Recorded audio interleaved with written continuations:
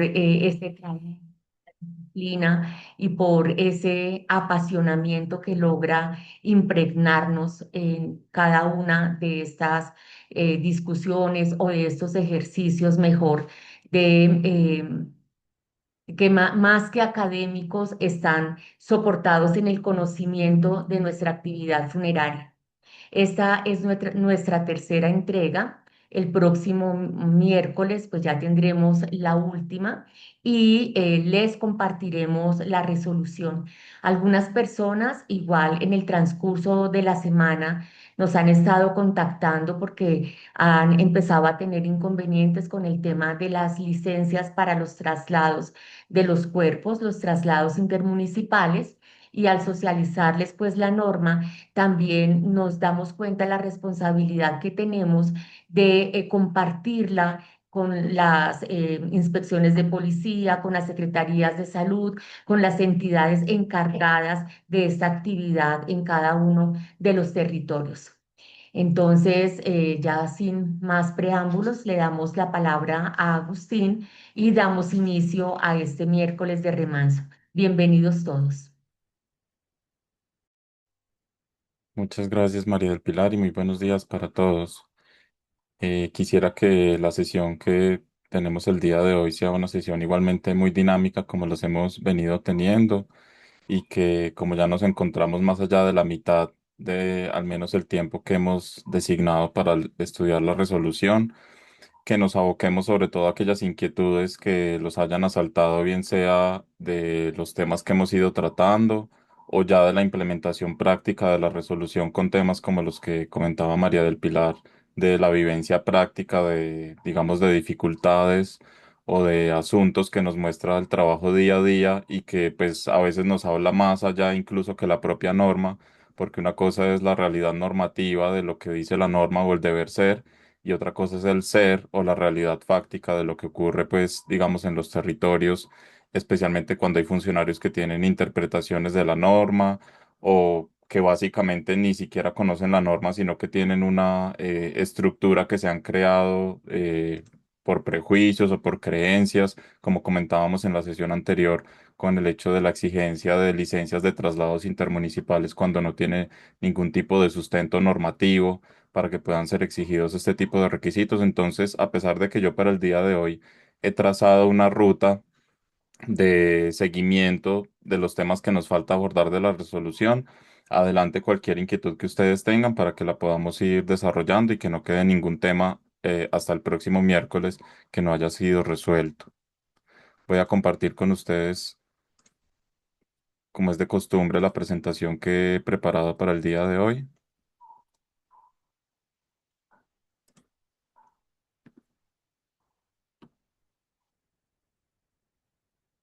Permítanme un segundo.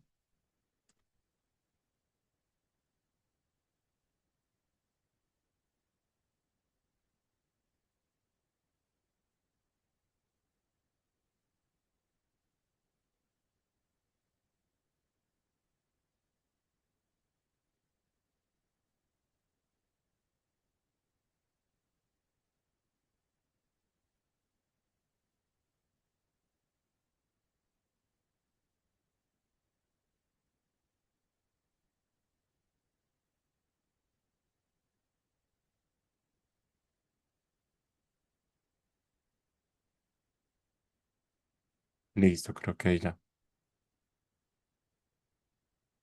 Entonces, de nuevo, bienvenidos. El día de hoy tendremos nuestra tercera sesión y para hacer un repaso pues muy rápido, ya abordamos, digamos, el tema que más llamaba la atención y que también tuvo, por supuesto, una convocatoria importante, que era el tema de nuevas tecnologías con la hidrólisis alcalina. Cualquier inquietud que haya sobre el tema la podemos resolver, pero ese tema lo damos pues ya por visto.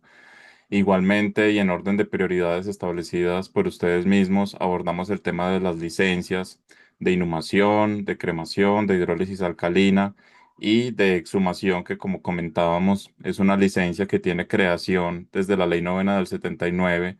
pero que salvo en casos muy excepcionales como lo ha sido, por ejemplo, en Medellín, no es un requisito o un documento que se haya venido exigiendo, pero que esta resolución parece darle vida a que sí pase a ser un documento y una exigencia recurrente para los casos de exhumación en los cementerios. En esa medida, pues, y siguiendo el desarrollo de la norma, la idea es que abordemos las definiciones porque hay unas definiciones y un glosario que no vamos a abordarlo todo porque ustedes pues pueden leerlo, pero hay ciertas definiciones que llaman la atención con algunos aspectos que considero son novedosos o que representan un avance importante para el sector funerario, bien sea en cuanto a la consideración como lo es la profesión funeraria propiamente dicha o porque tenga aspectos técnicos que tienen alguna incidencia en el trabajo diario con esta norma. En ese sentido, entonces, recordar el ámbito de aplicación, ya decíamos que cualquier entidad de carácter público o de carácter privado, incluyendo por supuesto las empresas de servicios funerarios que tenga algún tipo de contacto, manejo y gestión con los cadáveres, automáticamente entra dentro del ámbito de aplicación de la norma, lo cual es, digamos, un aspecto novedoso con respecto a lo que teníamos de la resolución 5194 que está destinada casi que exclusivamente a los cementerios y a los parques cementerios y no incorpora, digamos, normativas para ser aplicadas por otro tipo de entes que no sean propiamente este tipo de empresas funerarias como lo son los cementerios. Acá, por supuesto, la norma divide en dos fases, como lo hemos estudiado. El ámbito normativo, uno es el hospitalario, extrahospitalario y judicial, y otro es el ámbito de la fase 2 post-mortem, que es el ámbito propia y estrictamente funerario. Sin embargo, hay un puente que se tiende entre una y otra porque pues digamos que el cuerpo no pasa por arte de magia de la fase uno donde donde ocurre el fallecimiento, bien sea en el domicilio, en la vía pública, en los hospitales, en una ambulancia, etcétera, automáticamente a los servicios funerarios, sino que eso requiere, digamos, una transición y un puente que se tiende en primer lugar por una contratación que hay de los servicios funerarios, contratación que hacen los deudos, los dolientes, los responsables legales o los responsables institucionales, que son conceptos que ya vamos a abordar dentro del glosario. Y por supuesto, a partir de esa autorización que dan los deudos, dolientes o responsables legales o institucionales, entonces se activa la posibilidad de que las empresas de servicios funerarios puedan recibir de parte de las instituciones prestadoras de servicios de salud el cuerpo, ¿cierto? Incurriendo aquellas al entregarlas en ciertas obligaciones y estas, es decir, las empresas funerarias al recibir los cadáveres también en otras obligaciones, porque se hace el traslado de la custodia, se hace el traslado, por lo tanto, de todo el manejo digno alrededor del cuerpo, el manejo de la intimidad con respecto a los datos personales que haya alrededor del mismo, el cuidado de las pertenencias, entre otros aspectos. Recordar que lo que nos dice el principio de precaución, porque esto nos va a llevar a un tema muy concreto de análisis el día de hoy, y es que el principio de precaución nos dice que se deben tomar las precauciones y aplicar cabalmente las medidas de bioseguridad y la implementación de los elementos de protección personal para disminuir los riesgos y evitar la ocurrencia de accidentes y enfermedades, tanto al personal como a las personas que puedan encontrarse cerca al cuerpo. ¿Por qué es importante el principio de precaución? Porque el principio de precaución, siendo que en esta resolución no está expresado de una forma tan, digamos, exagerada como se encontraba en los primeros proyectos, de todos modos nos indica que todo cuerpo por lo que representa que es digamos, la cesación de las funciones vitales y que esa cesación de las funciones vitales trae consigo unos procesos biológicos que son la descomposición y que esa descomposición implica, por supuesto, unos riesgos sanitarios, pues entonces en esa medida cualquier cuerpo, independientemente de la causa de muerte, debe ser tratado con ciertas medidas de protección, independientemente de que, como lo vimos, pueda ser catalogado como un cuerpo categoría 2 por haber sido el fallecimiento provocado por una enfermedad infectocontagiosa o que haya sido simplemente por una muerte natural que no implicaba estas circunstancias. En todo caso, siempre los cuerpos deberán tratarse con este principio de precaución. Sin embargo, es importante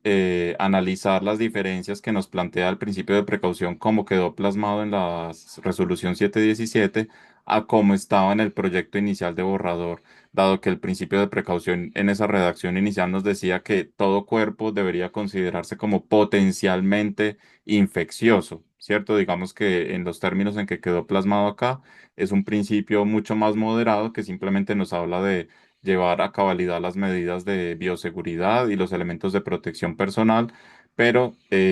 no indica, como quizás lo indicaba la otra redacción, un tratamiento en términos iguales para todo tipo de cuerpos, sino que ya vamos a ver en el desarrollo de las categorizaciones de los cadáveres que sí es importante esa creación que se hace de cadáveres categoría uno y categoría 2. Entonces acá me voy a adelantar un momento, precisamente para abordar este tema. Eh,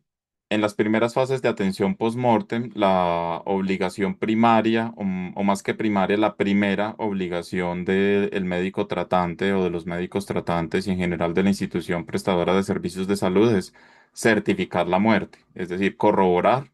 declarar la muerte y luego de corroborar y declarar la muerte, proceder a plasmarlo en forma documentada, que es el diligenciamiento del certificado médico de defunción antecedente para el registro civil de defunción. Eh, Esto trae una novedad bastante importante para, sobre todo para el sector funerario, ni siquiera tanto para los servicios de salud, quienes, digamos, ya tuvieron un tratamiento de acuerdo a las condiciones de las enfermedades que tenía el paciente en vida, de manera que los médicos tratantes ya sabían qué enfermedades tenía la persona y por lo tanto qué medidas de protección tenían que adoptar. Sin embargo, no ha sido este el caso siempre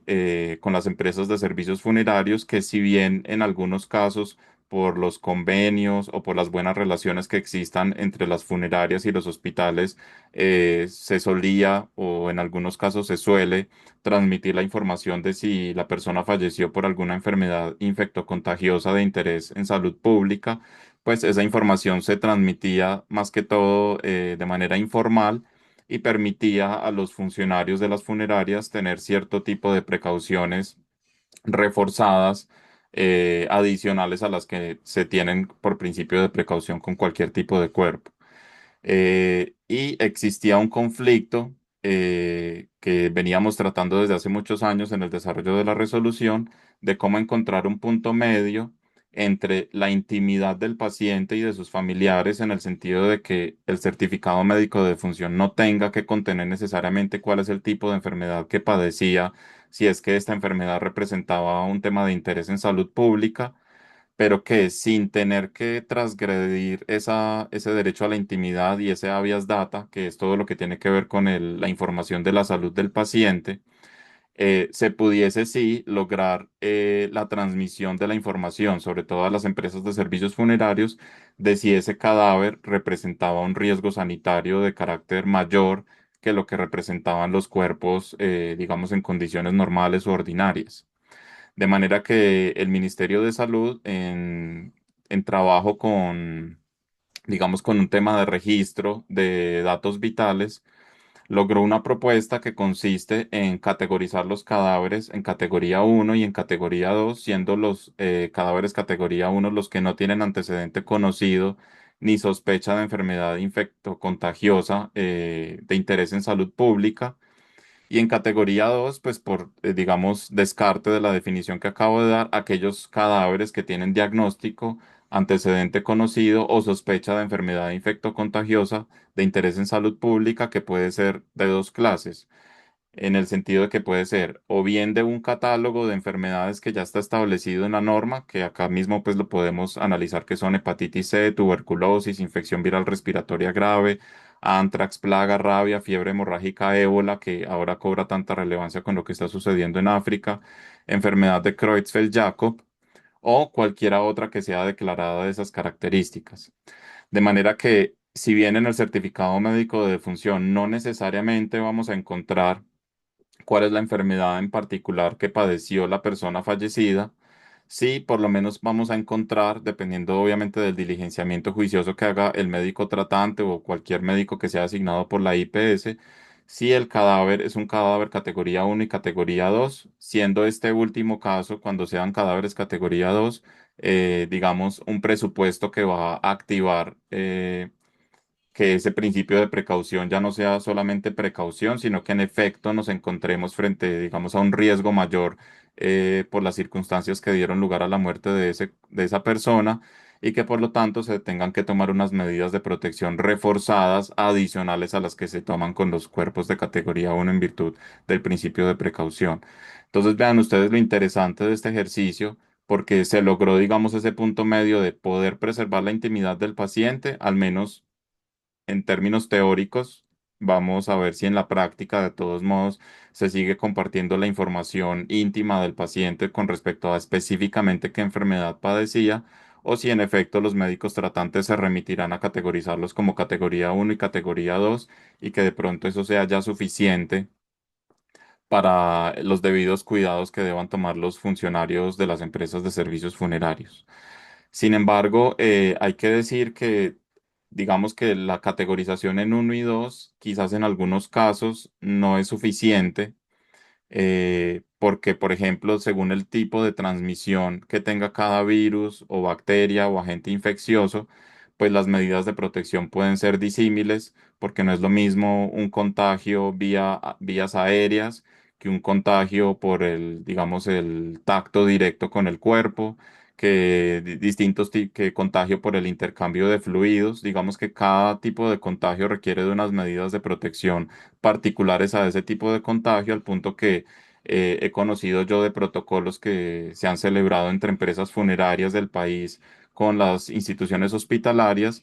en las que la institución hospitalaria indica, si bien no necesariamente qué tipo de enfermedad es, sí indica por lo menos cuál es el tipo de contagio de la enfermedad por la cual falleció la persona, si es un contagio por aerosol o si es un contagio por, como lo decía, por intercambio de fluidos. Y de acuerdo a esa información que provee la IPS, entonces pues el operario funerario, digamos que puede hacer una aproximación más precisa de las medidas de protección reforzadas para el tratamiento de ese cuerpo. Entonces, como les digo, esto es lo que nos dice la norma. Sin embargo, tendremos que ver en la práctica cómo se va desarrollando, y también pues será muy interesante que ustedes mismos nos vayan nutriendo de cómo se utiliza en la práctica por parte en especial de los médicos tratantes, la definición de cuerpos en categoría uno y categoría 2. Esto nos lleva, digamos, al primer anexo de cuáles son las medidas que se deben tomar con respecto a los cuerpos categoría uno y categoría 2, y también cuáles son los tipos de servicios funerarios o de prestaciones dentro del servicio funerario que serán permitidas de acuerdo a su categorización. Entonces, en principio puede parecer un poco enredada la tabla que nos trae en el anexo técnico uno la resolución 717, pero pues vamos a intentar que sea una lectura amena y entendible. Entonces, en la primera columna nos habla de código de color, etiqueta para el manejo del cadáver, y pues a pesar de que el documento está en blanco y negro, se supone que, como lo representaba yo acá gráficamente, que la categoría uno es riesgo azul o bajo y la categoría 2 es riesgo rojo o alto, ¿cierto? Acá lo vemos, categoría uno azul riesgo bajo, categoría 2 rojo riesgo alto. En primer lugar, nos dice cuál es la descripción del tipo de cadáver por agente causante de la muerte, que es la descripción que ya acabamos de hacer. Categoría uno, cadáveres que no representan un riesgo por no tener un fallecimiento conocido por enfermedades infectocontagiosas. Y cadáver tipo 2, los casos que ya mencionábamos. Ya hablando precisamente de qué tipo de prestaciones o de actos del ritual funerario se permiten hacer de acuerdo a esa categorización, nos habla entonces en primer lugar del embalaje. Y esto para decir que en los cadáveres categoría uno el embalaje es simplemente una mortaja usual en tela y no requiere un embalaje plástico. Sin embargo, cuando tratamos de cadáveres categoría 2 la norma nos dice, si se realiza la tonatopraxia, y esta digamos que es un elemento central importante de diferencia que nos trae esta diferenciación de los cadáveres en estas dos categorías, y es que la tanatopraxia va a ser un punto de inflexión para definir cuáles son las medidas que se deben tomar o no, porque la tanatopraxia, en la medida en que ofrece unas condiciones de higienización, de sanitización, y casi que de eliminación en muchos casos de esos agentes infecciosos, virus, bacterias o priones, entonces nos va a permitir que, incluso tratándose de cuerpos categoría 2, cuando a estos se les hace un proceso de tanatopraxia, en la medida en que eso permite una desactivación, va a permitir un tratamiento casi como si fuese el de un cadáver categoría uno. Entonces indica, la columna de cadáveres categoría 2 para el caso del embalaje, que si se realiza la tanatopraxia o el embalsamamiento, se podrá utilizar la mortaja usual en tela sin requerir el embalaje plástico. Es decir, como lo decía, básicamente al realizar la tanatopraxia sobre un cadáver categoría 2, se permite el embalaje sobre el cuerpo como si fuese categoría 1. Y si no se realiza la tanatopraxia o embalsamamiento, será obligatorio en plástico de alta densidad, es decir, una bolsa, materiales y bolsas con los cuales estamos pues familiarizados, no solamente por la experiencia del COVID, pero digamos que ese fue uno de los casos más emblemáticos y que tenemos más plasmados en la memoria reciente, y esta se debe impregnar por aspersión con agente desinfectante, la bolsa en la cara en contacto con el cadáver, es decir, internamente, y se debe cerrar e impregnar por aspersión la cara externa, es decir, que la aspersión es tanto interna en la bolsa como externa al generar el hermetismo de la misma. Con respecto a los rituales funerarios, cuando hablamos de categoría 1, los rituales funerarios están permitidos sin ningún tipo de restricción. Y cuando hablamos de categoría de cadáveres categoría 2, nuevamente volvemos al punto de inflexión y decisorio que va a ser si el cuerpo cuenta o no con tanatopraxia, porque nos dice la columna de cadáveres categoría 2 con respecto a rituales funerarios que estos serán permitidos cuando se realiza la tanatopraxia, y de lo contrario deberá garantizarse el destino final del cadáver antes de 24 horas con el fin de que el mismo no genere un riesgo sanitario en el ritual funerario. Entonces, volvemos a la misma regla de que por estas condiciones que nos ofrece de inactivación la tanatopraxia, se permitirán los rituales funerarios en cadáveres calificados como categoría 2,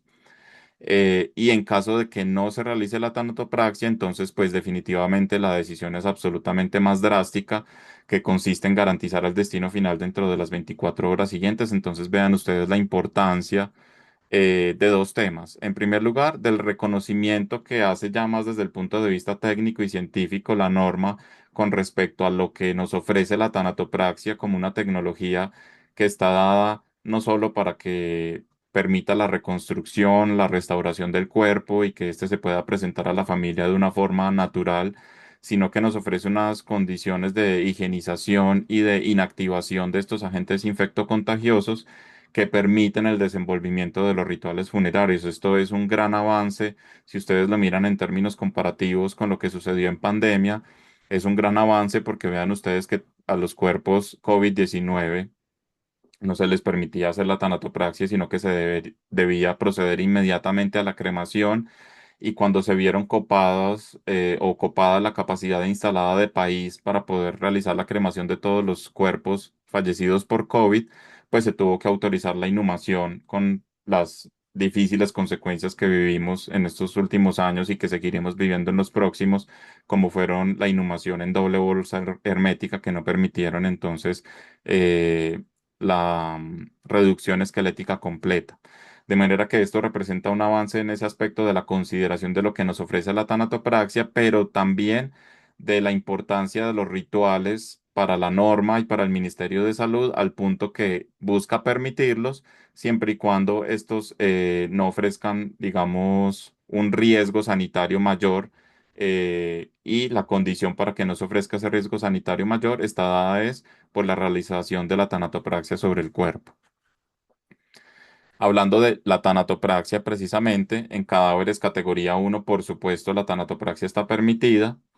Y en cadáveres categoría 2, la tanatopraxia está permitida, pero se deben fortalecer los equipos y los elementos de protección personal, la higiene del personal y las demás recomendaciones establecidas por el sistema de seguridad y salud en el trabajo. Entonces, volvemos a lo mismo. El principio de precaución nos da unas medidas estándar,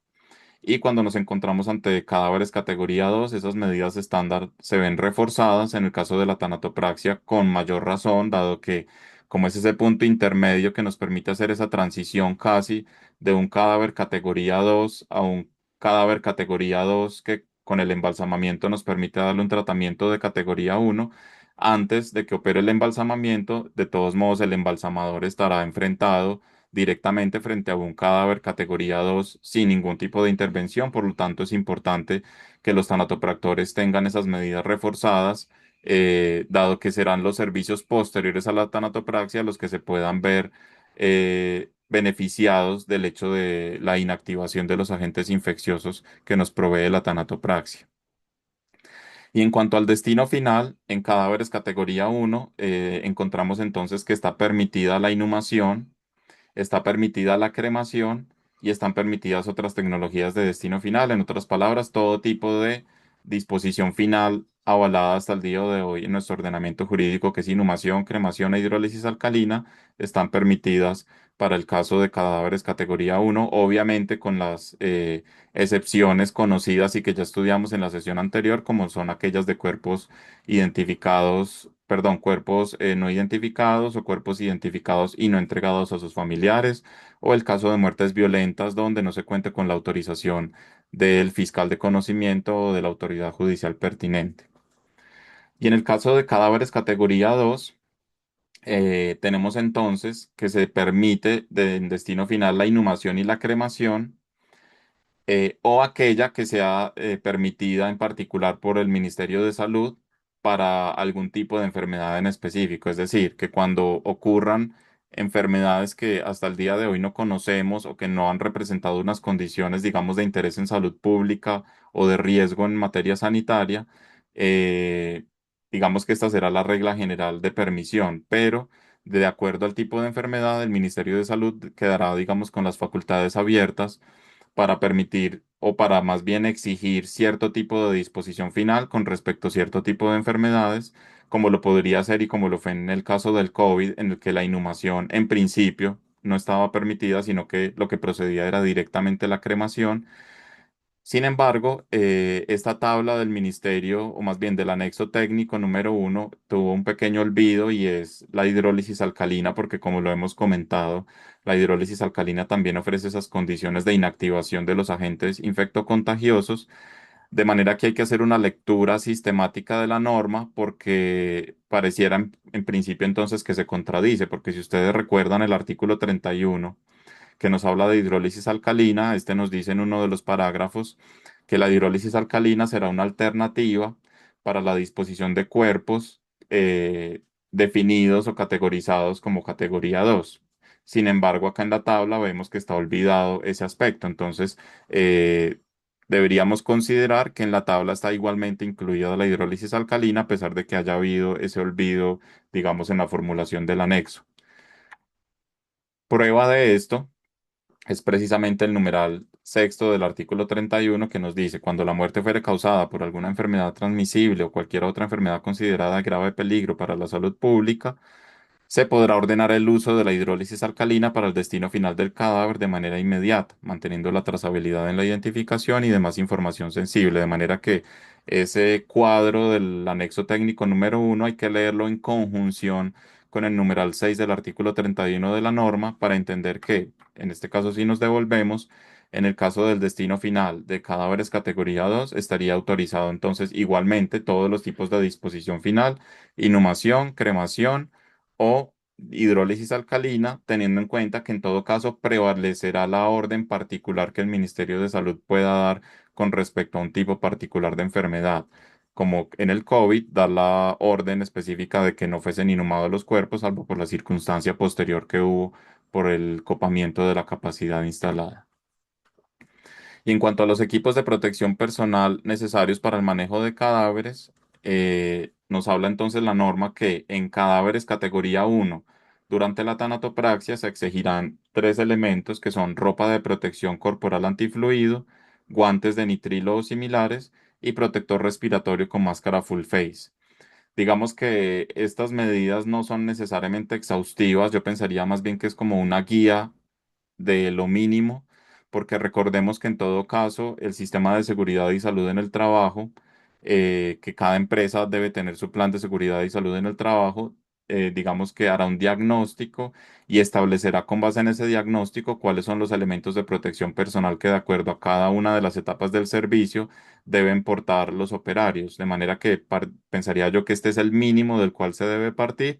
y se debe complementar con aquellas medidas que establezcan el plan de seguridad y salud en el trabajo, si es que establece medidas adicionales a las que acá podemos analizar.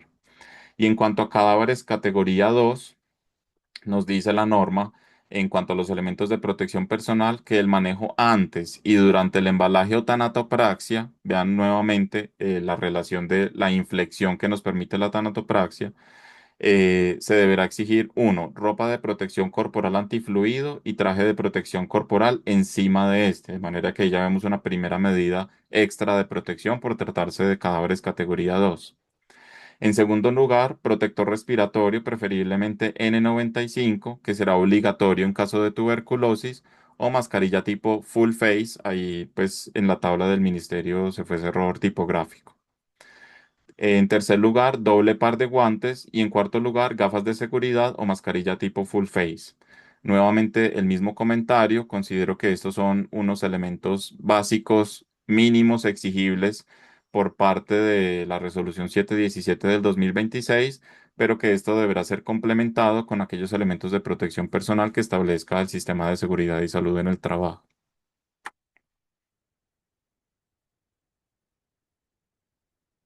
¿Hasta ahí tenemos algún tipo de inquietud o aporte?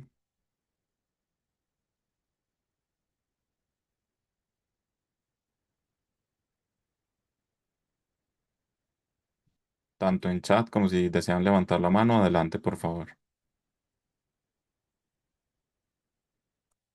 Bueno, mientras de pronto redactan los mensajes o piensan en la pregunta,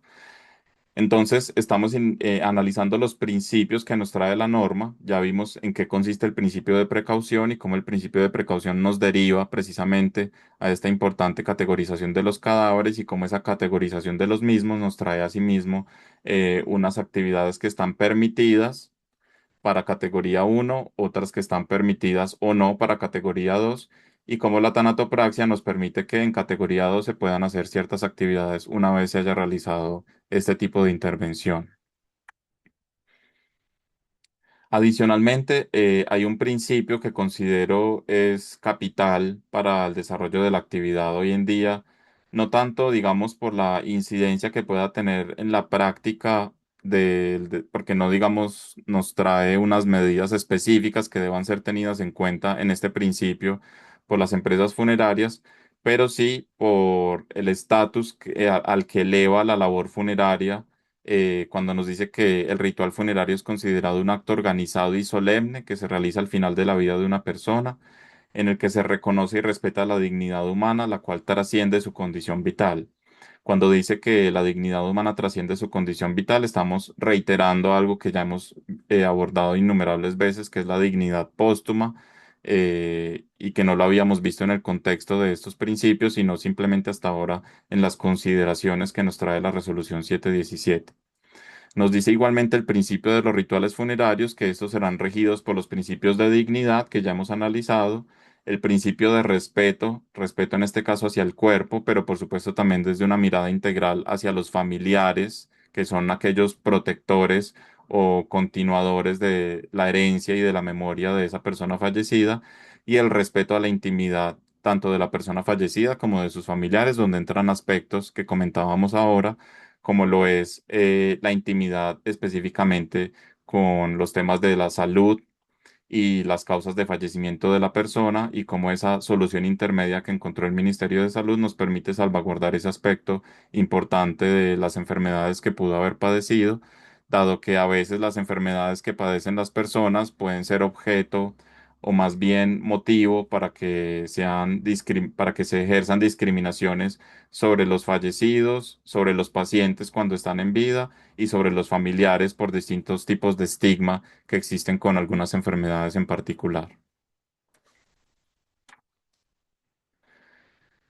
Pasamos entonces a unas definiciones. Las definiciones no las vamos a abordar todas de manera exhaustiva porque ustedes mismos pueden acudir a ellas. Digamos que la idea acá es hacer un repaso de las definiciones que nos representen algún hito importante para la profesión funeraria o que nos representen algún tipo de consecuencia práctica en el desenvolvimiento de la actividad funeraria. En el caso de esta definición, que es llamada acompañamiento psicosocial a través de los rituales funerarios, pienso que esta es una de esas que implica no tanto los aspectos prácticos en el quehacer diario, sino más bien nuevamente el estatus que se le concede a la profesión funeraria al decir que este acompañamiento psicosocial a través de los rituales es la asistencia que se le brinda por los prestadores de servicios funerarios a los deudos o dolientes. Y digamos que esta parte que sigue es la que me parece más destacable cuando nos dice, usando el ritual funerario como mecanismo de intervención para favorecer la elaboración del proceso de duelo.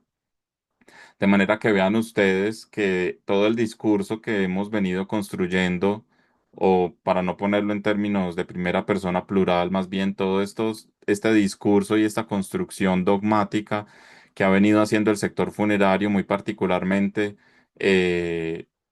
las personas que se dedican a los temas de atención en duelo, las unidades de duelo, los profesionales en duelo, sobre que el ritual funerario es un mecanismo de intervención, digamos que pasa de ser un discurso que escuchamos en los congresos de duelo de gremiales como lo es el de Remanso, o en los diplomados, o en distintos documentos más de carácter gremial, a ser ya un reconocimiento por parte del Estado de que en efecto el ritual funerario es un mecanismo de intervención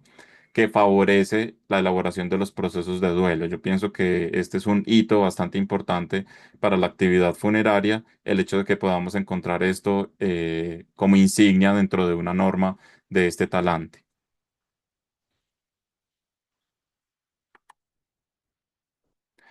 La norma igualmente nos trae la definición de los ámbitos de ocurrencia que ya hemos analizado, que pueden ser institucional o no institucional. La muerte institucional es cuando ocurre en los hospitales, en una ambulancia, por ejemplo, y muerte no institucional es cuando ocurre en el domicilio de la persona fallecida o de sus familiares o de sus conocidos, en la vía pública, en algún tipo de alojamiento o en otro tipo de espacios públicos o privados. Este ámbito de ocurrencia tiene relevancia no tanto a efectos de los servicios post-mortem funerarios, sino más bien a efectos de los servicios post-mortem que son proveídos por las instituciones prestadoras de servicios de salud, dado que dependiendo de dónde ocurra el fallecimiento, se determina entonces a quién corresponde la certificación de la muerte. Dado que si ocurre en un ámbito institucional, es decir, en el hospital o institución prestadora de servicios de salud, entonces corresponde a cualquiera de los médicos tratantes o que pertenecen a la IPS, la certificación de la muerte, en los casos de muerte natural, por supuesto, mientras que si nos encontramos en una muerte no institucional, por ejemplo, en el ámbito domiciliario, corresponderá entonces, de acuerdo a lo que nos dice la norma, que la familia se contacte con la última IPS que le prestó servicios de salud a la persona fallecida o en su defecto, las que le indique la EPS a la cual se encontraba afiliada la persona fallecida, de manera que hay cierta diferencia en el tratamiento de a quién le corresponde la certificación de la muerte. Por lo tanto, reitero, no es tanto un aspecto propiamente funerario, sino post-mortem de los servicios de salud. La definición que seguirá siendo central para el desenvolvimiento de, sobre todo de las inhumaciones y de la prohibición de realizar cierto tipo de tecnologías de disposición final como cremación e hidrólisis alcalina, que es de distinguir muy claramente cuál es el cadáver identificado y no reclamado versus el cadáver identificado y no entregado. El cadáver identificado y no reclamado es aquel cuerpo que tuvo su identificación, al que ya se le prestó un destino final, que puede haber sido la inhumación, y que pues que normalmente es la inhumación, porque pues precisamente al momento de exhumarlo ya no se encuentran los familiares, por lo tanto fue un cuerpo identificado, entregado,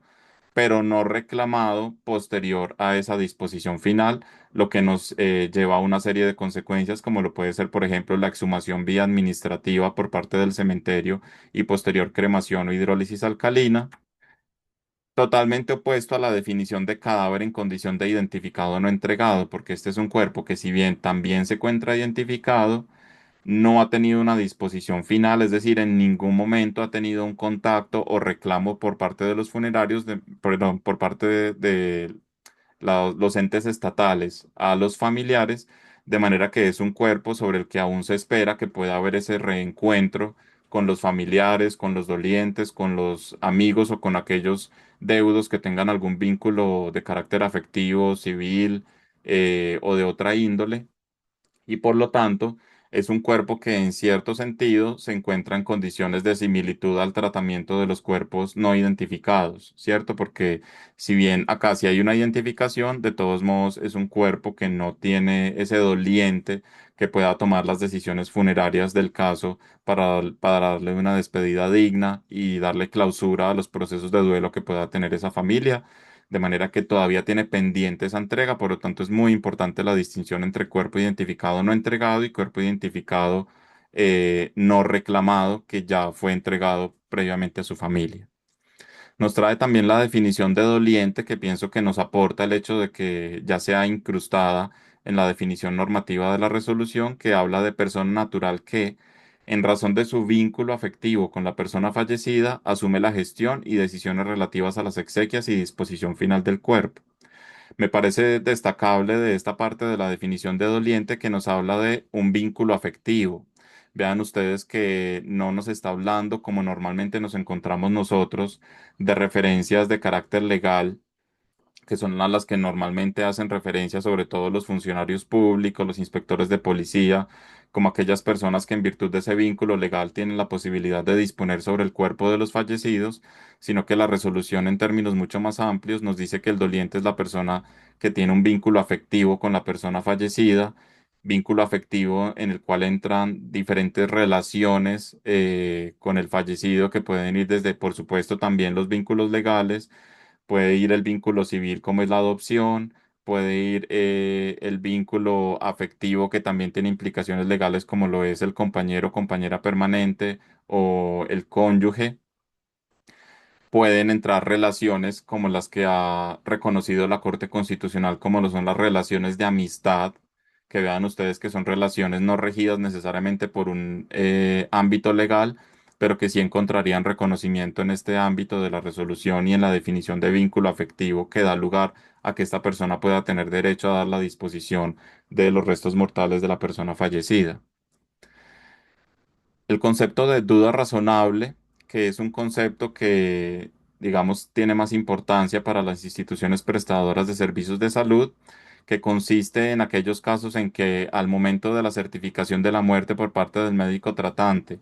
y luego de haber agotado todos los medios para llegar a la determinación de cuál fue la causa de la muerte, como lo son la inspección del cadáver, la inspección de la historia clínica para mirar sus antecedentes, el conocimiento de la epicrisis, pues que también es parte de la historia clínica, el interrogatorio a los familiares y la inspección física del mismo, cuando a pesar de haber recurrido a todos estos instrumentos para intentar determinar la causa de la muerte, el médico no pueda o más bien persista esa duda razonable sobre la causa de la muerte, entonces el médico puede solicitar una autopsia médico-legal y en caso de que esta autopsia médico-legal ya le arroje la causa de la muerte como una causa natural, pues entonces así podrá diligenciar el certificado médico de defunción. Pero cuando esta autopsia médico-legal arroje que hay una posible muerte no natural, lo que hemos conocido hasta épocas recientes como muerte violenta, en ese caso entonces se deberá activar un protocolo diferente que es el llamado a la autoridad judicial, al instituto, a la Policía Judicial, al Instituto Nacional de Medicina Legal y Ciencias Forenses, para que en ese caso proceda a hacer ya la necropsia, la inspección técnica del cadáver si es del caso, y por supuesto que este ente ya pueda certificar luego de esa duda razonable si se trata de una muerte natural o no natural y lo que ello implica en cuanto a los posibles destinos finales que se le puedan brindar a ese cuerpo. El responsable legal es una figura que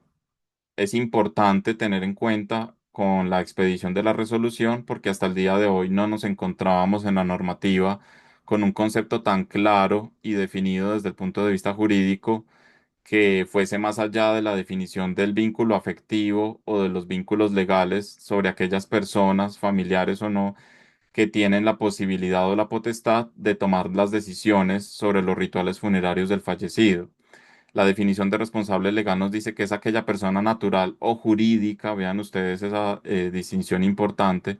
que asume la responsabilidad frente a los trámites para los rituales funerarios, ya sea porque el fallecido en vida otorgó este poder previo y expreso,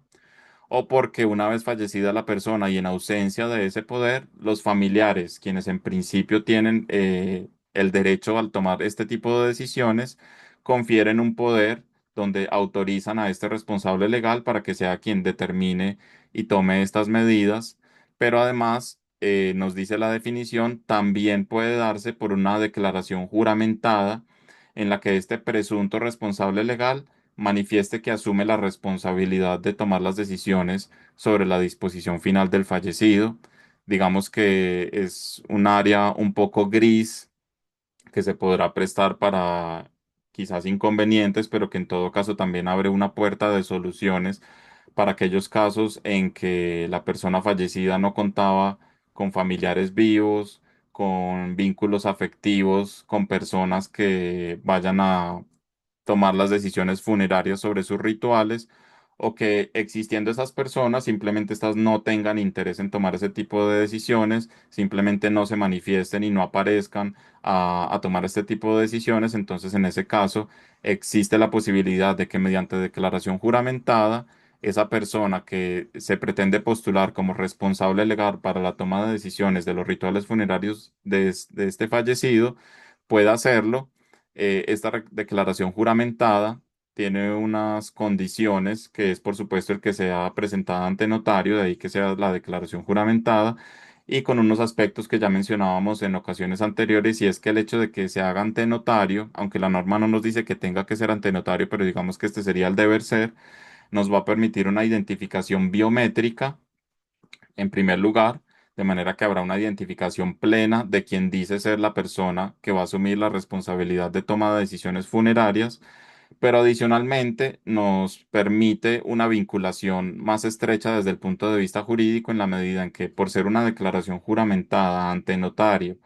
y quedar esa declaración juramentada consignada en un documento público hace que esta persona quede ligada incluso a posibles comisiones o responsabilidades penales si lo que manifiesta en esta declaración juramentada no fuese apegado a la verdad, dado que estaría incurriendo en falsedad en documento público, de manera que esto puede servir como un elemento preventivo para que estas declaraciones juramentadas no se conviertan en un instrumento, digamos, de ocio, en el que básicamente cualquiera dé una declaración de que va a ser el responsable legal de una persona fallecida y en ese sentido tomar cualquier tipo de decisiones sobre los rituales funerarios que van a operar. De manera que hay ese filtro de que sea ante notario nos da esos dos componentes de una identificación plena biométrica de quien hace la declaración, y el hecho de que la declaración quede consignada en un documento público y todo lo que ello implica desde el punto de vista de la responsabilidad legal y específicamente la responsabilidad penal.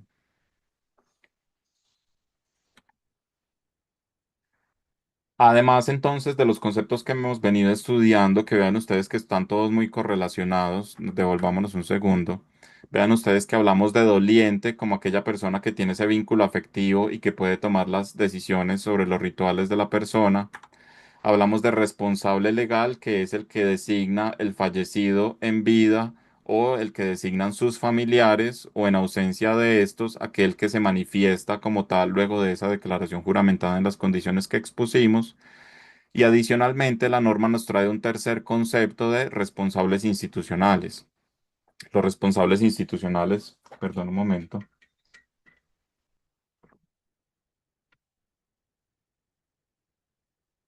Los responsables institucionales son las entidades territoriales, municipales o distritales que estarán encargadas de coordinar y contratar la prestación de los servicios de inhumación, valga la aclaración, para aquellas personas pobres de solemnidad. Y digamos que acá hay que abrir un pequeño paréntesis porque no es algo que se esté inventando la resolución 717, sino que tiene un fundamento normativo que viene de antaño, incluso desde una norma de 1986, que es el Código de Régimen Municipal. Decreto Ley 1333, artículos 268 y 269. Si bien esta norma no nos habla de responsables institucionales, estas normas de antaño sí nos traen unas obligaciones que es importante recordar. Y es que este decreto, que como lo digo es el Código de Régimen Municipal, obliga a que los consejos municipales incluyan una partida presupuestal de gastos de cada vigencia para que se haga la inhumación de cadáveres de personas pobres de solemnidad a juicio del alcalde. Digamos que Obviamente esto nos ofrece unos criterios muy ambiguos, pero hay ciertas ciudades en las que, digamos, estos criterios no han sido necesariamente ambiguos, sino que en realidad existe una política integral de tratamiento al habitante de calle en lo que tiene que ver con estas disposiciones funerarias. Y el artículo 269 también del mismo código nos repite esta obligación diciendo que se declara gasto obligatorio para los municipios, el de que habla el artículo anterior, es decir, que es obligatorio el gasto para inhumaciones de personas pobres de solemnidad. Esta obligación le compete tanto a los consejos municipales que deberán incluir estas partidas en el presupuesto, como a los alcaldes que deberán, digamos, erigir los criterios para determinar cuándo se considera que una persona es pobre de solemnidad y cómo se van a hacer estas asignaciones. Y adicionalmente, esto implica la contratación por parte de estos entes territoriales con empresas de servicios funerarios, como lo veremos un poco más adelante, para que sean estas, o más a través de estos convenios celebrados con las alcaldías, las que realicen los servicios funerarios de las personas pobres de solemnidad, obviamente con base en esos convenios y convenios que serán sufragados con los dineros que estén pues previamente establecidos como partidas presupuestales de manera obligatoria, de acuerdo al Código de Régimen Municipal. Entonces, a este tipo de entidades, que son el municipio o el distrito, en este caso el distrito de Bogotá como distrito capital, se les denomina a partir de la resolución 717 del 2026 como responsables institucionales. Yo pienso que este también es un avance bastante importante para el sector y más que para el sector, para las personas fallecidas que no cuentan con un doliente. ¿Por qué? Porque digamos que un reclamo frecuente que he venido haciendo a través de los años es que no debería haber ninguna persona en nuestro país que no tenga un responsable que tome las decisiones sobre su servicio funerario, lo que implica no solamente las decisiones, sino también el sufragio económico del pago de esos servicios funerarios, sino que siempre toda persona debería tener un doliente, así sea una última instancia, digamos, de carácter gubernamental, la que se considere como doliente. Entonces vean ustedes que vamos como por instancias. En primer lugar, y como primera medida, los dolientes. Y si hay dolientes, pues entonces no habrá necesidad ni de responsables legales, ni mucho menos de responsables institucionales. Estos dolientes podrán delegar esta función de toma de decisiones sobre los rituales funerarios a un responsable legal. Y en ausencia de esos dolientes, una persona que tenía algún otro tipo de vínculo, llámese un vecino, llámese un amigo, un pariente bastante lejano, en fin, cualquier otro tipo de vínculo, con la declaración juramentada podrá constituirse en un responsable legal y en ese caso asumirá la función de doliente para tomar las decisiones y sufragar los gastos de los servicios funerarios de esta persona. Y en el último eslabón, cuando no se cuente ni con dolientes ni con responsables legales, estará siempre un último responsable que ahora tiene un nombre y una denominación y un reconocimiento en la ley, que es el responsable institucional, que serán los municipios que deberán encargarse tanto desde el punto de vista logístico como desde el punto de vista económico de los actos rituales correspondientes a esas personas pobres de solemnidad. Ahora bien, ¿qué considero yo? Yo considero que acá debería hacerse una interpretación un poco más amplia de ese criterio de pobre de solemnidad y que ese concepto debería aplicar no solamente a aquellas personas que no tengan la posibilidad económica de sufragar su servicio funerario, sino también de todas aquellas personas que simplemente no cuenten con un doliente, incluso si tienen los recursos. Piensen ustedes en una persona que fallece y que deja una herencia yacente con unos recursos suficientes para sufragar su servicio funerario, pero que simplemente no tiene ni dolientes ni responsables legales que se vayan a hacer cargo de la toma de decisiones sobre sus rituales. En ese caso, pienso yo, estos responsables institucionales, si bien no necesariamente estarían obligados a sufragar desde el punto de vista económico esos servicios funerarios, porque el fallecido tiene una herencia yacente que se puede hacer cargo de estos servicios funerarios, sí deberían por lo menos asumir el rol de responsable institucional desde el punto de vista de la toma de decisiones, de manera que podamos llenar ese vacío y poder decir finalmente de que nunca en Colombia habrá una persona que no cuente con un doliente, responsable legal o responsable institucional que vaya a tomar partido con respecto a decidir sobre las disposiciones funerarias que deben seguir a la muerte de esta persona que no contaba con estas dos previas categorizaciones de responsables. ¿Hasta ahí algún tipo de inquietud o aporte?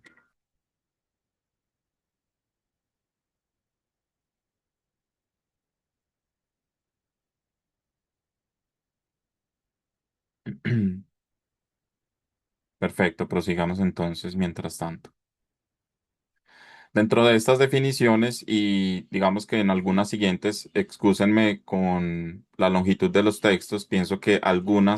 en algunos casos se hace absolutamente necesario que abordemos la completitud del texto. Las definiciones nos traen el concepto de empresas de servicios funerarios, que es tomado, en cierta forma, con algunas actualizaciones del artículo 111 de la Ley 795 de 2003, al decirnos, las empresas de servicios funerarios son personas jurídicas legalmente constituidas. Y entonces vayamos desglosando la definición. Vean ustedes que ya de entrada esto es un aspecto bastante destacable y es el hecho de que la resolución no contempla la posibilidad de que personas naturales puedan ser tomadas como empresas de servicios funerarios. Esto no es una novedad, ya el artículo 111 de la Ley 795 de 2003 y más que todo el artículo 86 que reformó este artículo en el año 2009 nos traía esta obligación desde el año 2009 para que las empresas prestadoras de servicios funerarios tuviesen que constituirse como personas jurídicas, excluyendo a las personas naturales. De hecho, y pues aunque no todos los participantes de esta actividad son corporados, la mayoría quizás sí lo son. Desde que se expidió esa norma, empezamos a hacer una campaña en la Corporación Remanso para que en primer lugar se sensibilizara y se formara mostrando de por qué la importancia de que se estableciera de esa manera y de que no cualquier persona natural pudiese prestar este tipo de servicios, menos aún cuando contrataba estos servicios en la modalidad de contratos de previsión funeraria que implican, por supuesto, una recolección permanente de recursos de parte del público, así estos tengan como contraprestación un servicio en especie, y se llegó al punto en que en un momento dado en el que gran parte de los corporados de remanso eran personas naturales, logramos hacer una transición completa a que cada quien constituyese la persona jurídica, hiciese el traspaso de los establecimientos de comercio, etcétera. Esto también funciona como una barrera legal que permite que no entre cualquier tipo de competidores y que por supuesto que los competidores que entren dentro de este régimen para la prestación de servicios funerarios, hay un régimen libre por supuesto, pero ese régimen libre exige unas condiciones mínimas, algunas de las cuales son el hecho de que se tengan que constituir como personas jurídicas legalmente constituidas en Cámara de Comercio, con el registro de su establecimiento de comercio y también lo que eso implica de libros contables y otro sinnúmero de obligaciones. De manera que esto ya nos, esta simple definición o esta pequeña parte de la definición nos trae ya un componente coercible, como es el hecho de exigirle a cualquier persona que pretenda la prestación de servicios funerarios, cualquiera de ellos sean, porque vean ustedes, ya siguiendo el desarrollo de la definición que nos dice, que son aquellas que prestan servicios para la realización de honras fúnebres, para servicios básicos, que son preparación del cuerpo, obtención de licencias, cremación, traslado del cuerpo, suministro de carroza fúnebre para el servicio, cofre fúnebre, sala de velación y trámites civiles y eclesiásticos, servicios complementarios como arreglos florales, avisos murales y de prensa, transporte de acompañantes, acompañamientos musicales y destino final, inhumación, cremación u otras tecnologías. Vean ustedes que recoge cada una de las etapas de prestación de los servicios funerarios de manera que cualquiera de estas etapas de los servicios funerarios que pretenda ser prestada hacia el público debe ser hecha eh, en cabeza de una persona jurídica. De manera que eso da instrumentos para que pues ustedes vayan conociendo este tipo de conexiones, da instrumento para que ustedes puedan, en el caso de aquella informalidad que tanto se denuncia, exigir que por lo menos estos informales tengan que constituirse de esta forma y ya esto empieza a constituir digamos, algún filtro mínimo de barreras legales para la entrada de competidores en el mercado.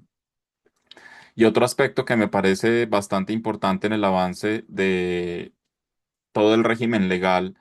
de los servicios funerarios y muy específicamente de los contratos funerarios y más específicamente de los contratos de previsión funeraria, es el hecho de que esta definición de empresas de servicios nos diga al final de la definición que esto se hace en concordancia a lo establecido con el parágrafo primero del artículo 111 de la Ley 795 de 2003. ¿Por qué considero yo que este es un hito muy destacable? Porque digamos que este artículo es el que permite que hoy haya una columna vertebral de sostenimiento del sistema de la previsión funeraria en Colombia, porque este es el artículo que dice que los contratos de servicios funerarios no constituyen actividad aseguradora, cualquiera sea su forma de contratación y pago. Y sin ese artículo, básicamente, al día de hoy, los contratos funerarios no serían contratos funerarios en especie, sino que serían contratos de seguros celebrables únicamente por parte de las compañías aseguradoras, y las empresas funerarias serían simplemente unos maquiladores de las compañías aseguradoras prestándoles servicios que aquellas se comprometen en virtud de esos seguros exequiales. Sin embargo, esta norma, que precisamente establece esa diferencia clara entre los seguros exequiales y los contratos de previsión funeraria, diciendo que en los seguros exequiales las aseguradoras solo pueden indemnizar en dinero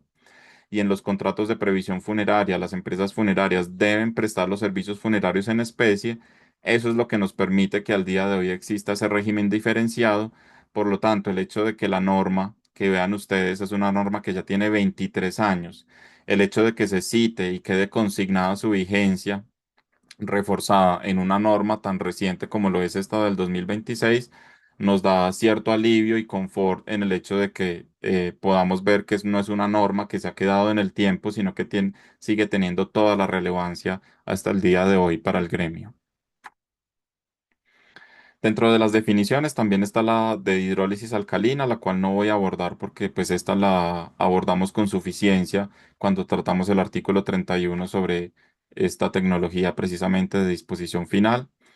El concepto de cenizas humanas, pienso que es una definición que nos aporta bastante en el desarrollo de precisamente la incorporación de nuevas tecnologías bajo el entendimiento de que antes la definición que nos traía el régimen jurídico en cuanto a cenizas humanas, definición que por cierto se encuentra en la resolución 5194 de 2010, no en la 717 que es la que estamos estudiando. Lo que hace esta resolución 717 es modificar el artículo de la 5194 sobre definiciones para modificar la definición de cenizas humanas. Un poco más de precisión. Las definiciones que hemos visto hasta ahora son definiciones que quedan enmarcadas dentro de la resolución 717 como propias de la resolución 717. Y la definición de cenizas humanas es una modificación que hace la 717 a la definición de cenizas humanas que se encuentra o se encontraba hasta el 21 de abril de 2026 en la resolución 5194, y que a partir de esa fecha va a quedar de la siguiente manera.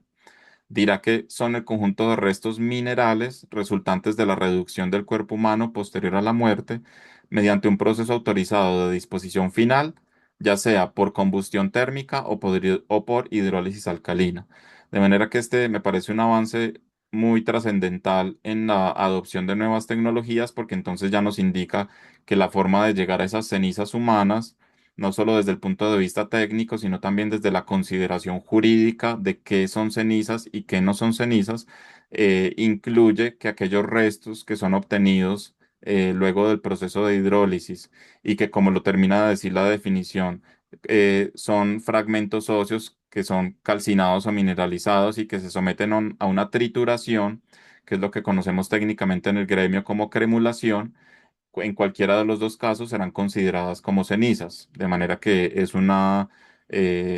actualización bastante importante en la definición de cenizas humanas, que se adapta tanto a cremación en esa definición genérica como a las cenizas que se obtienen producto de la hidrólisis alcalina. Ya lo hemos explicado desde el punto de vista técnico. En la hidrólisis alcalina sucede algo muy similar a la cremación, y es que finalizado el proceso, tanto uno como otro, en el caso de la cremación se obtienen unos restos óseos calcinados que no son cenizas todavía, sino que tienen que pasar a una cremulación, de ahí la aclaración final de esta definición de que son sometidos a trituración. Y sucede exactamente igual con la hidrólisis alcalina, donde tampoco se obtienen unas cenizas inmediatamente culmina la hidrólisis, sino que se obtienen es unos restos óseos, los cuales son sometidos precisamente a ese proceso técnico de cremulación, donde ya quedan en forma de cenizas y pueden ser devueltas a las familias como ese, digamos, como esa reliquia a ser venerada en los ritos funerarios posteriores.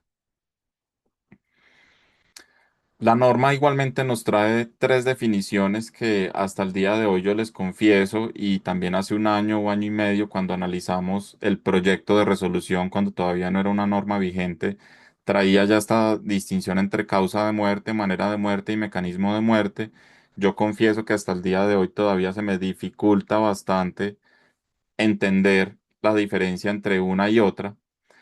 Entonces vamos a abordarlas, pero digamos que yo concluiría que para efectos de todo lo que tiene que ver con la gestión propiamente funeraria de los cuerpos, lo que importa en últimas es la causa de la muerte consignada en el certificado médico de defunción como natural o no natural, ¿cierto? Cualquier otra explicación podrá tener incidencia o importancia para aspectos de estudios de fiscalía, de procesos judiciales, de identificación de los cuerpos, pero digamos que para efectos funerarios lo único que importa saber es si es muerte natural o no natural, porque de eso dependerá si se puede proceder a un destino final, por ejemplo, de cremación o de hidrólisis alcalina, en el caso de las muertes naturales o si no se puede proceder a ellos en el caso de las muertes no naturales, salvo que se cuente con autorización de fiscalía o de autoridad competente, de manera que como funerario no me detendría con mayor preocupación en la distinción de estos tres aspectos. Pienso que es una distinción que corresponde más a las autoridades judiciales y por supuesto a los médicos que realicen las autopsias médicas o las necropsias. Sin embargo, analicémoslas. Causa de muerte nos dice que son todas aquellas enfermedades, estados mórbidos o lesiones que provocaron la muerte o contribuyeron a ella, así como las circunstancias del accidente o la violencia que produjeron dichas lesiones. Manera de muerte, como la determinación de la forma en que se produjo la muerte o la naturaleza de la muerte, tal como se clasifica en el Certificado Médico Internacional de la causa de defunción. Entonces, creería yo que cuando acá nos trae esta definición de manera de muerte y al hecho de hacer referencia al Certificado Médico Internacional de la causa de defunción, es el que más se asimila propiamente a lo que nosotros conocemos como causa de muerte, a pesar de que en la definición de causa de muerte sea diferente, pero digamos que causa de muerte para efectos funerarios como natural o no natural, creería yo que es la manera de muerte. Y mecanismo de muerte lo define como secuencias de alteración fisiológica del organismo capaces de llevar a la muerte. Sinceramente reitero, y yo creería que posiblemente se encuentren ustedes con la misma sorpresa. No arroja mucha luz cada definición con respecto a cuál es la distinción entre una y otra, pero reitero, a efectos funerarios no tiene mayor incidencia. Hagamos un repaso entonces de si hasta el momento hay algún tipo de inquietud, comentario, aporte o cualquier tipo de intervención.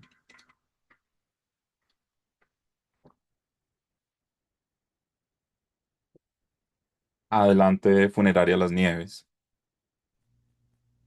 Doctor Agustín y María del Pilar y todos los compañeros, con los buenos días para ustedes. Bueno, es más que todo una interrogante que me salta a mí con el tema de las definiciones, con el tema de empresas de servicios funerarios. Me explico, yo sé que la corporación desde hace muchos años pues ha hecho la labor y ha hecho el trabajo de solamente recibir personas o empresas mejor de índole jurídico y es uno de los requisitos esenciales para pertenecer a la corporación. Lo digo porque nosotros somos parte de ese grupo de empresas funerarias que estamos registrados como una persona natural. Espérenme, cambiar un bien. ¿Todo bien? Por acá no sale mejor. Sí, mejor. Ya. Sí, qué pena. ¿Se puede volver un poquito en la pregunta, como unos 10 segundos? Listo, no, tranquilo.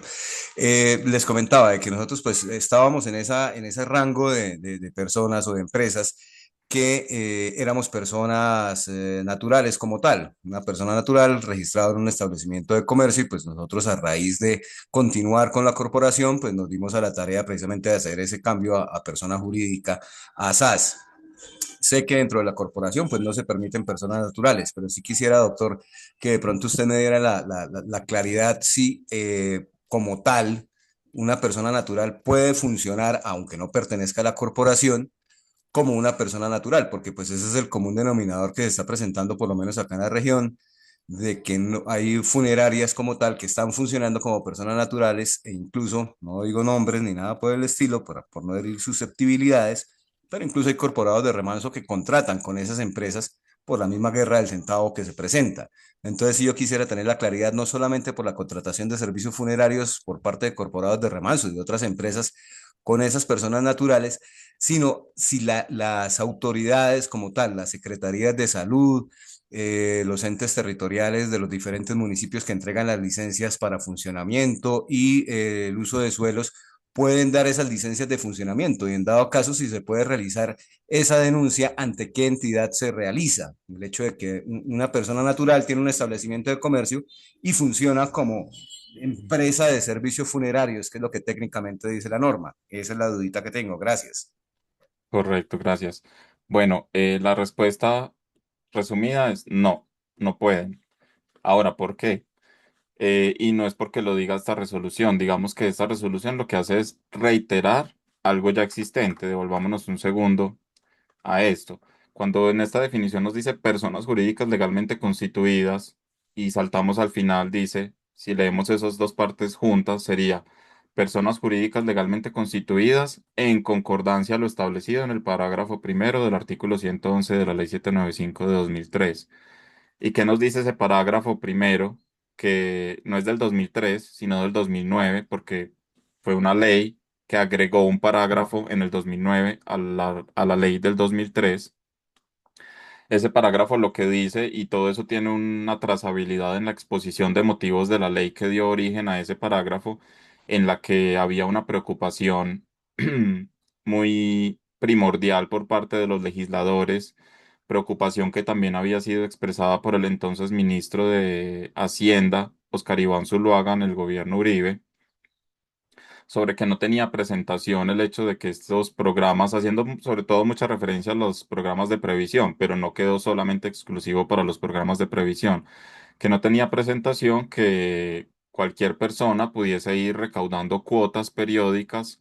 y obligarse a la prestación a futuro de servicios funerarios como persona natural, sino que debía por lo menos, y eso pues que tampoco es que eso implique toda una serie de requisitos, pero que por lo menos tuviese que constituir una persona jurídica que al menos ya implica un registro mercantil, unos estatutos societarios, unos libros contables en Cámara de Comercio y otros aspectos de carácter legal, digamos, ligados a la constitución de la persona jurídica, y entonces quedó en ese parágrafo del artículo 86 de la Ley 1328 de 2009 quienes podrían prestar los servicios funerarios, y la norma nos dice que son cooperativas, que son personas jurídicas, asociaciones mutuales, que son personas jurídicas, sociedades comerciales, que son personas jurídicas, y con excepción de las compañías aseguradoras. ¿Por qué con excepción de las compañías aseguradoras? Porque a esas no se les permite contratar servicios funerarios en especie, sino únicamente seguros exequiales indemnizables en dinero. Pero bueno, ese es otro tema. Entonces, en ese parágrafo quedó que únicamente las personas jurídicas podían contratar legalmente los servicios funerarios, cualquiera fuese el servicio funerario que se contrataba, porque recordemos que dentro de la misma definición, que esta definición que acabemos viene precisamente de ese artículo 111, nos habla de que esos servicios funerarios son los que se contratan para las honras fúnebres, para los servicios iniciales, para los servicios intermedios, para los servicios finales e incluso para los servicios complementarios. De manera que desde el año 2009 está restringida esa posibilidad para que personas naturales puedan contratar servicios funerarios. Y de ahí fue que precisamente se empezó a hacer la transición al interior de la corporación para que todas las empresas empezasen a hacer la transición de ser establecimientos de comercio en cabeza de una persona natural a aportar esos establecimientos de comercio como capital a la constitución de una sociedad comercial, básicamente, porque digamos que en Remanso creo que no hay ninguna entidad sin ánimo de lucro que esté registrada como corporada, pero podría estarlo, pues, pero digamos ahí solo como el dato curioso. Entonces, desde el año 2009 ya es una realidad que no debería haber personas naturales que en esas condiciones contraten servicios funerarios. Ahora bien, si miramos entonces la definición que nos trae la resolución 717, donde nos dice que las empresas de servicios funerarios, que son las encargadas de todas las prestaciones que acabemos, son personas jurídicas legalmente constituidas, pues entonces ahí tenemos un refuerzo, un complemento de que en efecto las personas naturales no pueden contratar este tipo de servicios. Con respecto a la pregunta, esa sería la primera parte de la pregunta, con respecto a si pueden o no pueden, desde el deber ser de estas dos normas, no pueden, ¿cierto? Con respecto a la segunda parte de la pregunta, sobre las posibilidades de acción al respecto, pues la verdad es que son muchas. Si lo miramos desde el ámbito de la resolución 717, recordemos que estamos frente a una resolución del Ministerio de Salud que desarrolla las normas de la Ley Novena del 79, que es el Código Sanitario, y que en la parte final de la Resolución 717 hace referencia y remisión al régimen sancionatorio de la Ley Novena del 79. Es decir, que por el incumplimiento de las disposiciones de esta resolución 717, como lo podría ser, por ejemplo, el hecho de que sea una persona jurídica prestando este tipo de servicios, podría haber lugar a sanciones del régimen sancionatorio del Código Sanitario, Ley Novena del 79, y quienes se encargan de investigar esto son las secretarías municipales, distritales o departamentales, según el caso, porque dependiendo de la región en la que nos encontremos, en algunos casos será la Secretaría Municipal la que tenga competencia, en otros casos las departamentales y en otro caso como el de Bogotá la distrital. Pero entonces serían, en resumen, la Secretaría de Salud, régimen sancionatorio de la Ley Novena del 79. Pero por otra parte, si lo abordamos desde la Ley 795 del 2003, con el parágrafo de la Ley 1328 del 2009, ahí nos encontramos es en el régimen del Estatuto Orgánico del Sistema Financiero y pues digamos del régimen que hay alrededor de la contratación de los servicios funerarios en Colombia, no ya visto desde el punto de vista sanitario y de salud pública, sino visto netamente desde la posibilidad de contratación. Entonces, ahí yo pienso que por tratarse, dependiendo de qué ente estemos hablando, como estamos hablando de personas naturales, pensaría yo que podemos acudir con acciones tanto a la Superintendencia de Sociedades como a la Superintendencia de Industria y Comercio desde distintos abordajes. Frente a la Superintendencia de Sociedades, precisamente denunciando que hay una persona natural ejerciendo una actividad que está reservada a personas jurídicas, ¿correcto? Personas jurídicas, en este caso sociedades comerciales. O podría ser incluso a la Superintendencia de la Economía Solidaria, porque recordemos que las cooperativas, las mutuales y las entidades sin ánimo de lucro son inspeccionadas, vigiladas y controladas por la Superintendencia de la Economía Solidaria. Podría ser también ante esta superintendencia diciendo precisamente que hay una persona natural ejerciendo una actividad que está reservada a las personas jurídicas, como lo podrían ser cooperativas, mutuales, entidades sin ánimo de lucro. Y frente a la Superintendencia de Industria y Comercio, por varios aspectos. Podría ser, por ejemplo, por publicidad engañosa, si es que esta empresa se presenta frente a los consumidores como una empresa que se encuentra en el cumplimiento de todas sus condiciones legales para poder operar como empresa de servicios funerarios, cuando realmente no tiene todas esas condiciones para operar por el hecho de ser una persona natural y no una persona jurídica. Podría incluso entablarse acciones de competencia desleal por el hecho de competir ignorando el cumplimiento de normas. Para aclarar un poco más esta circunstancia, competencia desleal es cuando se desborda el régimen digamos, de la sana competencia y se empieza a competir desbordando esas normas de la buena fe. En este caso,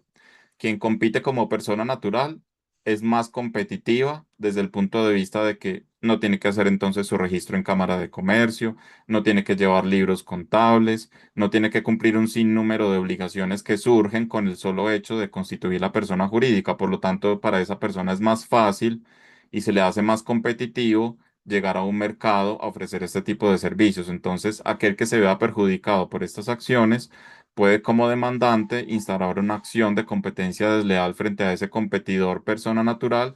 que se está aventajando del hecho de no tener que cumplir el régimen de constituirse como persona jurídica. Entonces, digamos que las formas de acción de llegar a poder controlar este tipo de incumplimiento normativo son muy variadas. Repito entonces el abanico: acciones de competencia desleal por parte del competidor perjudicado, acciones de publicidad engañosa que estarán en cabeza de los consumidores que se vean afectados por esa publicidad engañosa, acciones frente a las distintas superintendencias de sociedades, de comercio, de la economía solidaria, incluso la del subsidio familiar, si es que de pronto hay también algún tema relacionado con el tema de las cajas de compensación familiar. Entonces, pues el abordaje ya dependerá de una estrategia jurídica que tendrá que analizar pues cada persona sobre qué sea lo más viable para poder impedir que ese competidor siga operando en esas condiciones. Porque, por ejemplo, si estamos deseando iniciar una acción de competencia desleal, hay que tener en cuenta que las acciones de competencia desleal funcionan como una demanda. Y como una demanda, tiene que haber un demandante, que es la parte perjudicada, y un demandado, y por lo tanto se abre un litigio entre estas dos partes, y asimismo se abre una carga probatoria que tiene que cubrir el demandante, y si esa carga probatoria no se cubre, pues entonces fallarán en contra en su contra el proceso, y podría estar inmerso incluso en una contrademanda por daños y perjuicios de la persona que inicialmente se había demandado. Mientras que en los otros tipos de acciones no nos encontramos frente a escenarios de demandas, sino escenarios de denuncias, donde lo que se hace es poner en conocimiento de la autoridad respectiva, sean las secretarías de salud o sean las superintendencias, según la norma sobre la cual queramos apoyarnos, se hace la denuncia y ya la carga probatoria y toda la investigación, la fase preliminar, la formulación del pliego de cargos y la posible imposición de sanciones corresponde a la autoridad administrativa hacerlo. Sí, ahí no hay carga probatoria de parte del demandante porque no hay demandante. Sin embargo, en la denuncia se pueden, digamos, aportar medios probatorios que ya le den como unos elementos iniciales a la autoridad administrativa para iniciar este tipo de actuaciones administrativas y el pliego de cargos si es del caso. Entonces, espero pues que con eso quede suficientemente abierto el abanico de posibilidades con las que se cuentan.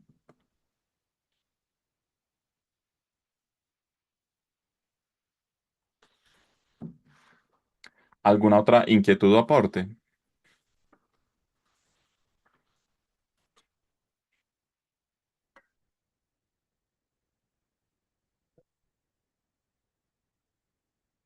Bueno, continuemos entonces.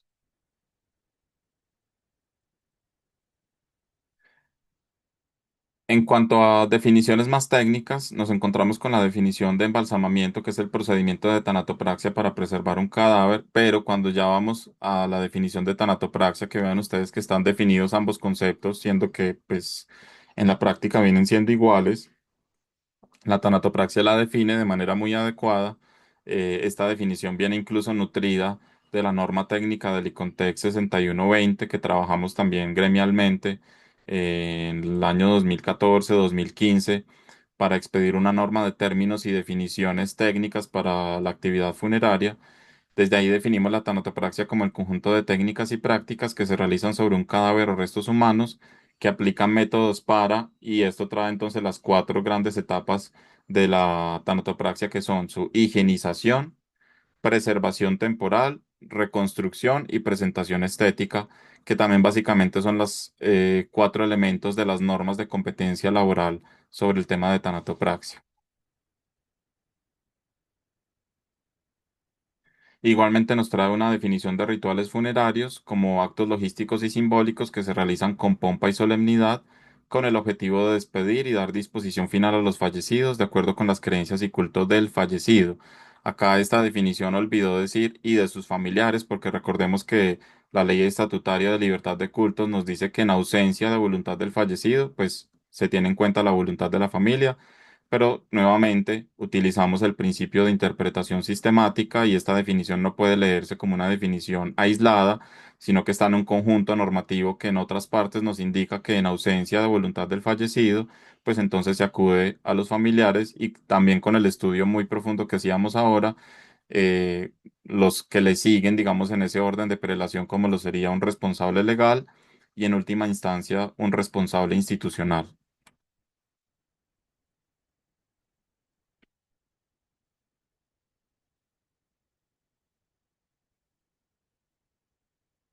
Listo. En los artículos, esto dicho de manera muy rápida, en los artículos 8 y 10 nos encontramos con una reiteración de algo que también considero trascendental para ese funcionamiento, sobre todo de la entrega del cuerpo de los servicios de salud a los servicios funerarios. En el artículo 8 lo mirábamos en la sesión pasada por una inquietud que surgió en la sesión. eh,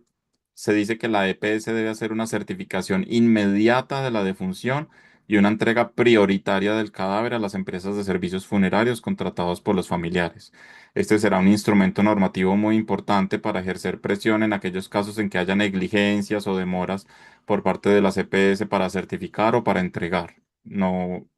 digamos, profundizo mayormente en eso porque ya lo habíamos estudiado. Y el artículo 10.3, que está dirigido ya no a la EPS, fíjense la distinción, sino la IPS, que es quien presta servicios a las EPS. Digamos que la EPS son las aseguradoras que se encargan de regular toda la unidad de captación que se paga por cada afiliado y con esa unidad de captación pagan y contratan los servicios de las IPS.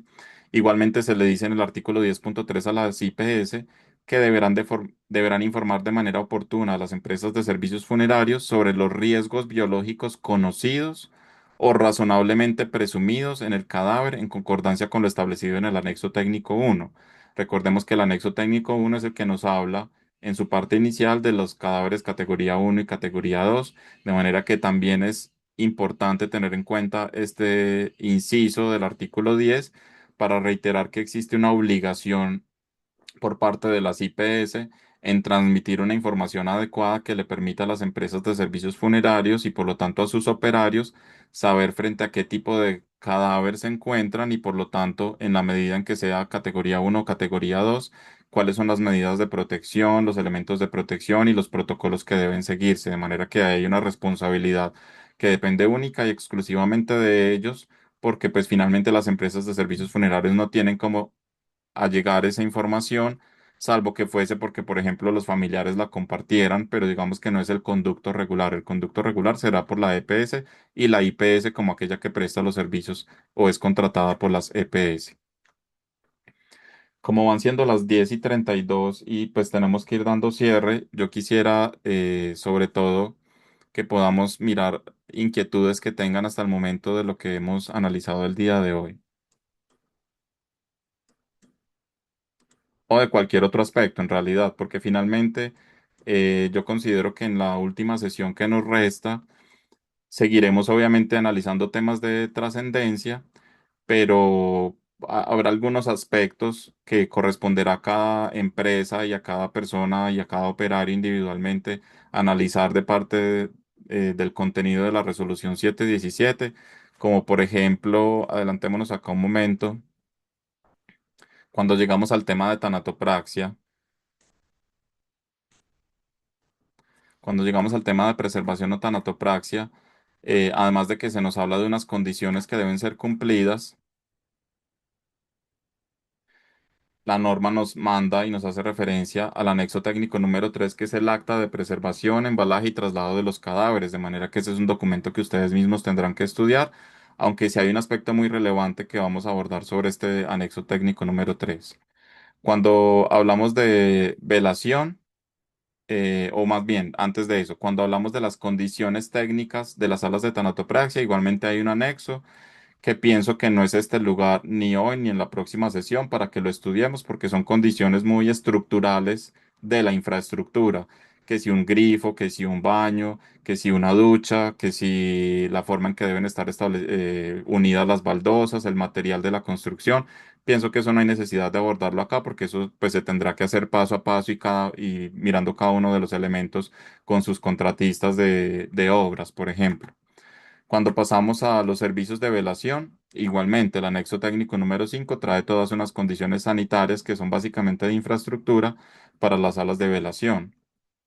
Cuando pasamos a los lugares de ubicación de restos o cenizas diferentes de los cementerios,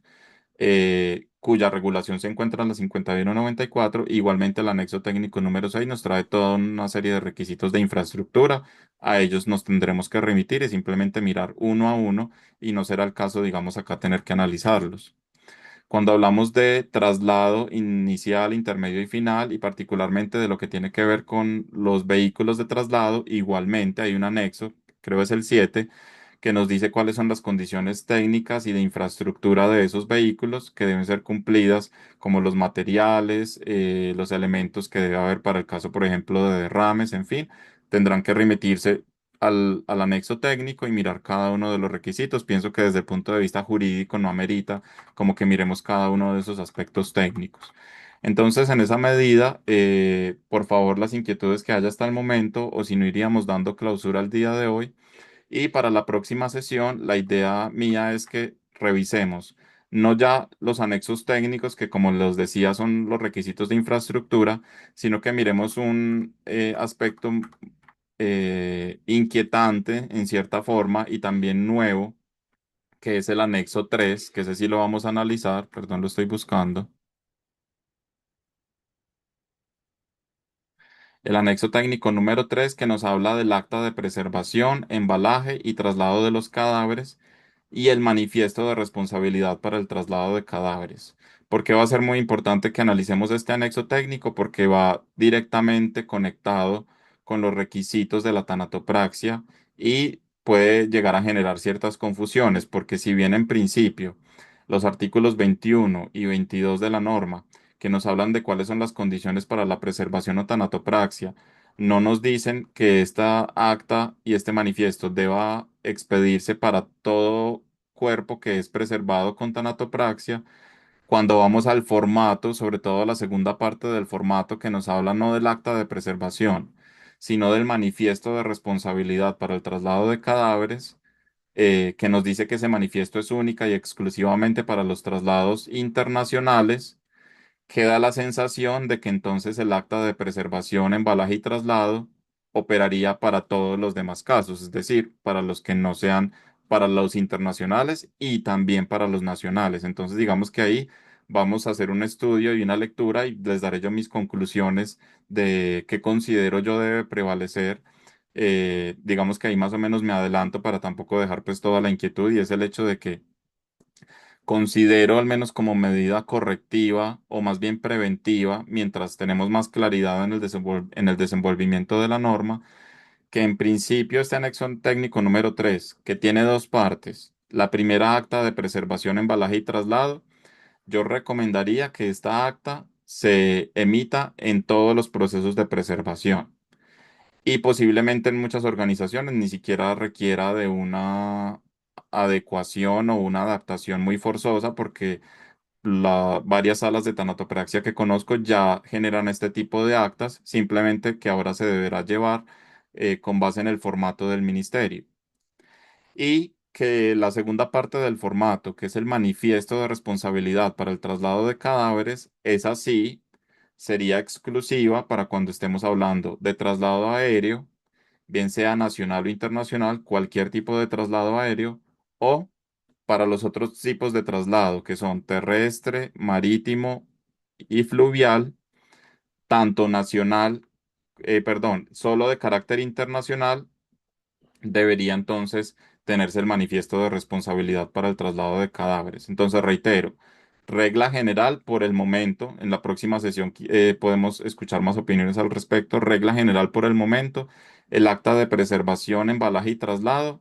emitirla para todo cuerpo que sea objeto de preservación. Y el manifiesto de responsabilidad para el traslado, emitirlo únicamente para aquellos casos en que hay traslado aéreo, cualquiera sea su destino, o cuando sea traslado terrestre, eh, marítimo o fluvial con destino internacional. Si no es con destino internacional, en ese caso bastaría entonces con el acta de preservación, embalaje y traslado de los cadáveres. Esa es mi conclusión por el momento, pero digamos que requiere un poco más de tiempo para que lo podamos analizar. Perdón, un segundo, yo reviso el chat. No hay ninguna inquietud acá por el momento, de manera que pues los invito ya para que demos clausura si queda alguna inquietud sobre lo que hemos analizado y comentado el día de hoy o sobre lo que quieren o dudas que quieren que miremos para la siguiente sesión.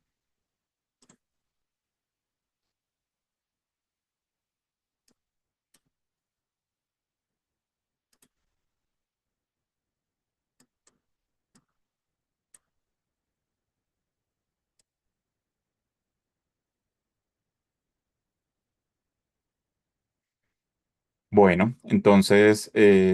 espero que el espacio de la próxima sesión, teniendo en cuenta que va a ser la última,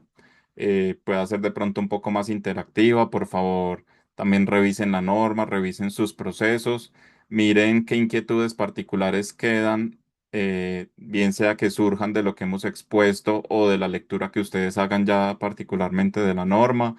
como ya habrá transcurrido una semana más de operación de la resolución, que también nos puedan traer casuística de cómo está operando hasta el momento, cómo ha sido la socialización, por ejemplo, con las IPS, con las EPS, con secretarías de salud, con inspecciones de policía, y que con eso podamos tener un espacio muy nutrido y dar cierre a este estudio juicioso y profundo de la resolución 717, que, como lo hemos dicho, es un nuevo paradigma desde el punto de vista normativo para los servicios funerarios en Colombia. Les agradezco mucho su asistencia, su participación, y María del Pilar, te cedo la palabra para que puedas dar cierre.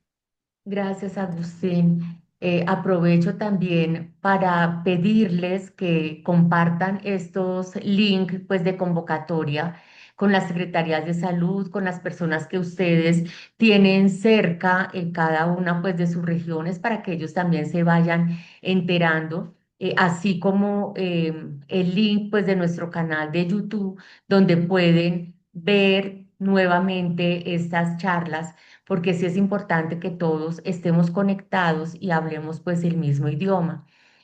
Por otro lado, en el chat está ya la lista de asistencia al formulario para que lo diligencien y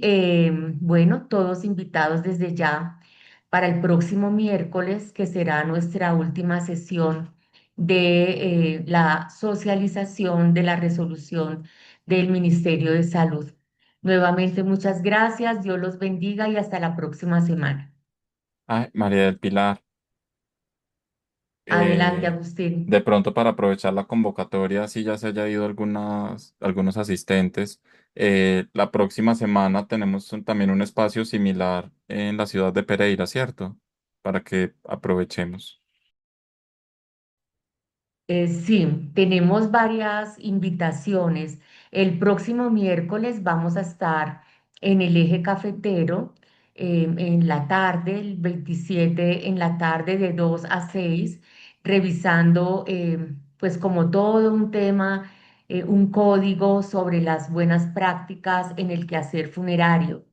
y vamos a tener un trabajo del SENA revisando pues nuestras normas y desde el 26 vamos a estar también validando las normas de el servicio de mascotas. Entonces, para quienes quieran participar, pues allí los esperamos. Y también los queremos invitar a nuestro segundo Congreso Internacional de tanatopraxia, tanatoestética y restauración postmortem que haremos en Bucaramanga el 30 y 31 de julio. Ya a todos ustedes les enviamos pues la información desde la semana pasada. Estamos atentos a cualquier inquietud que tengan. Adelante, Luz María, que tiene la mano levantada. Buenos días, María del Pilar. Quería confirmarte la fecha. ¿Es el 27 o es el 28? Según tengo entendido, es el 28.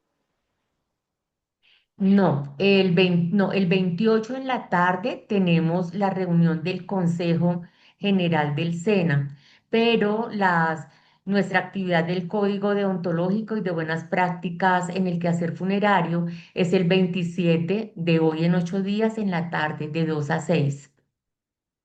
Dale, gracias. Ambos son en Pereira, ¿verdad? Sí, sí, sí, sí. Dale, Con gracias. mucho gusto. Igual nosotros nos conectamos pues el miércoles por la mañana para terminar nuestro tema de el código deontológico, que pues desde la virtualidad todo lo podemos, pero las que son presenciales van a ser allí en Pereira. Cualquier inquietud me cuentan que esto es un espacio de retroalimentación entre todos.